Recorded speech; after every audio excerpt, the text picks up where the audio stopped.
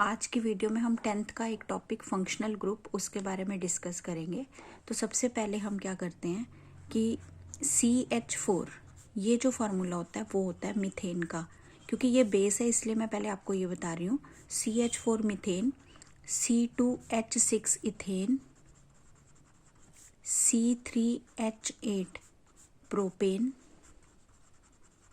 C4H10 butane, C5H12 pentane. ये आपके course में है, होते तो बहुत सारे हैं बट ये 10th के लेवल के सिर्फ इतने ही पढ़ने हैं। अब हमारे इससे रिलेटेड फंक्शनल ग्रुप होता है। बेसिकली क्या होता है, इसमें जैसे एक कार्बन है उसके साथ 4 हाइड्रोजन है। मैं आपको यहाँ पे ड्रॉ करके दिखाती हूँ। एक कार्बन है और इसकी वैलेंसी 4 होती है, तो यहाँ पर 4 हाइड्रोजन ऐड होते हैं।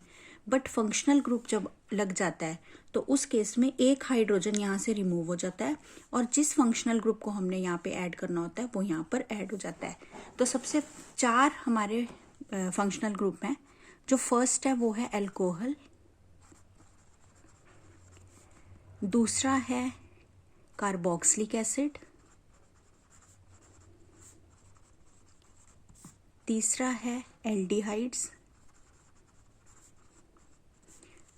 और चौथा है कीटोन्स। एक क्लोरीन और ब्रोमीन भी ऐड होता है, वो बाद में देखेंगे। मेन ये 4 हैं। तो इनको कैसे हम ऐड करते हैं। अल्कोहल का जो पहचान है वो OH है, कार्बोक्सिलिक एसिड का COOH, एल्डिहाइड का CHO और कीटोन का C double bond O। CHO का जो स्ट्रक्चर होता है वो बेसिकली इस तरह से होता है, C डबल बॉन्ड O और एक तरफ H लगा होता है। ओके, तो अब हम इनको नेमिंग कैसे करते हैं। पहले हम अल्कोहल की देखते हैं। जिसमें अल्कोहल ग्रुप लगा होता है उसके एंड में जो है ऑल लग जाता है। जैसे फॉर एग्जांपल पहला हमारा जो ग्रुप था वो था CH4। तो मैंने अभी आपको बताया जैसे कि यहाँ पर कार्बन के एक कंपाउंड के साथ 4 हाइड्रोजन ऐड किए जाते हैं। अब जब हमने OH ग्रुप ऐड करना है तो हम क्या करेंगे, इस H को यहाँ से रिमूव कर देंगे और इस OH को यहाँ पर ऐड कर देंगे। तो ये हमारा जो ग्रुप है वो क्या बन जाएगा, यहाँ पे OH आ गया और बाकी जगह पर H रहेगा। तो इसको फाइनली हम लिख सकते हैं CH3OH। तो पहला क्या बन जाएगा, CH3OH। तो अल्टीमेटली हुआ क्या है कि जब कार्बन के साथ 4 हाइड्रोजन है तो एक हाइड्रोजन यहाँ पे कम हो गया और OH ने उसकी जगह ले ली। तो हमारा जो पहला जो है वो आएगा CH3OH और इसका नाम जो होता है वो हम क्या बोलते हैं। पहले वर्ड को मैंने आपको बोला था मीथेन। जब एक कार्बन होता है तो हम उसे बोलते हैं मीथेन। तो जब हमने मीथेन के ऊपर OH ग्रुप लगा दिया तो ये बन जाएगा मीथेनॉल, OL ऐड हो जाता है। तो सिमिलरली अगला जो था वो C2H6 था, तो यहाँ पर C2H5 क्योंकि एक H हमें रिमूव करना है और उसकी जगह पे OH आ जाएगा, तो इसका नाम आ जाएगा इथेनॉल। C3H7OH जो है वो बन जाएगा प्रोपेनॉल। C4H9OH जो है वो बन जाएगा ब्यूटेनॉल और C5H11OH जो है वो बन जाएगा पेंटेनॉल। तो इस तरह से मिथाइल ग्रुप जो है methanol, ethyl group ethanol, propyl group propanol, इस तरह से इनका जो यूपीएससी नेमिंग है वो हो जाएगी। तो ये हमारा फर्स्ट हो गया। अब हम देखते हैं second, carboxylic group.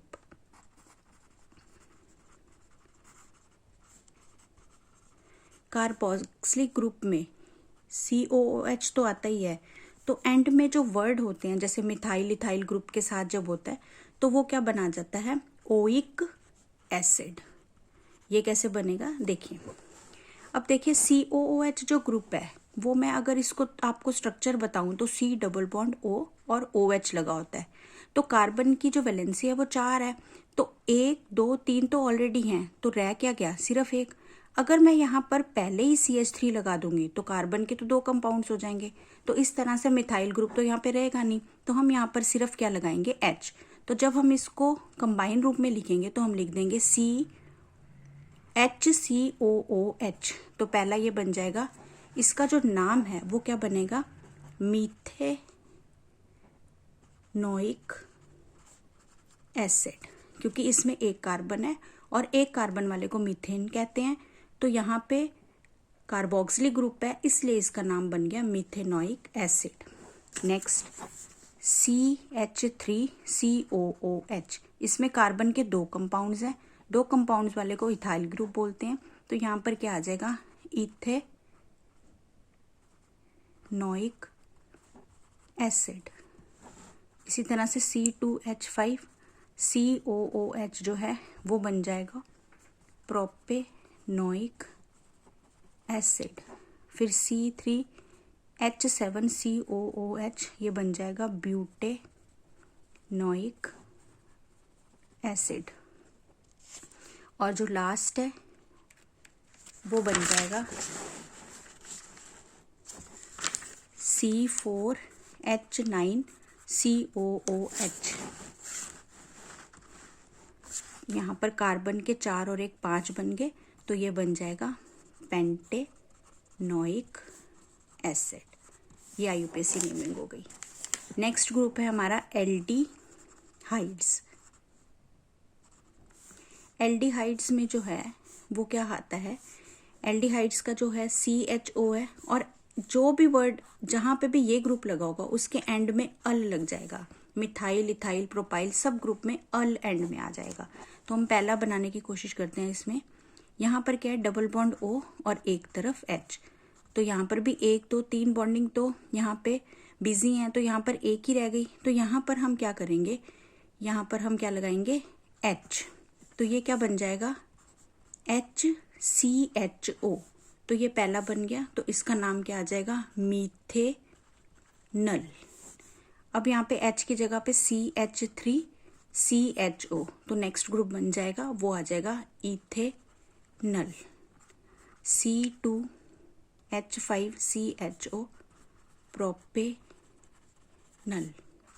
C3H7CHO butanal और C4H9CHO पेंटेनल। यहाँ पे 4 और 1 5। तो इस तरह से कार्बन कंपाउंड्स को हम काउंट करते हैं और उसके बाद जो ग्रुप हम ऐड करते हैं उसका लास्ट वर्ड ऐड कर देते हैं।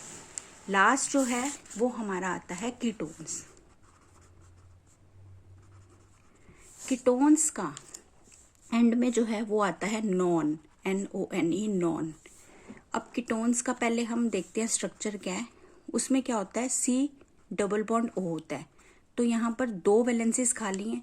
अब 2 वैलेंसीज में मैं जब जहाँ कहीं पर भी अगर मैं यहाँ पर H लगाती हूँ तब भी ये CHO बन जाएगा, अगर मैं यहाँ पे H लगाती हूँ तब भी ये CHO बन जाएगा। मीन्स H लगाने से ये जो ग्रुप है, अगर मैं यहाँ H लगाऊंगी तब भी ये CHO, यानी कि ये कीटोन रहेगा ही नहीं, ये एल्डिहाइड बन जाएगा, इसलिए ये रॉन्ग हो जाएगा।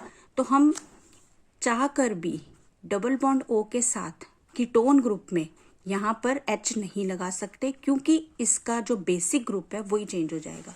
तो यहाँ पर हम क्या करेंगे, CH3 और यहाँ पर CH3 ही लगाएंगे, H लगा ही नहीं सकते, क्योंकि H लगाने से ये कीटोन ग्रुप ना रहकर एल्डिहाइड में कन्वर्जन हो जाएगी इसकी।